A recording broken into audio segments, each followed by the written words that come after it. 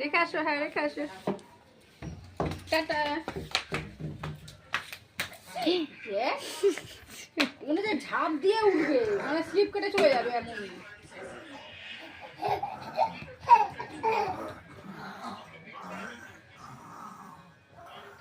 এবার দেখেন কি হচ্ছে, কি হচ্ছে।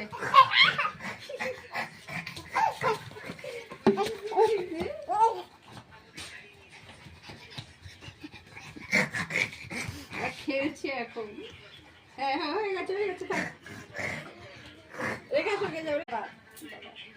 খুলে দে, খুলে দে, টেনে খুলে দে।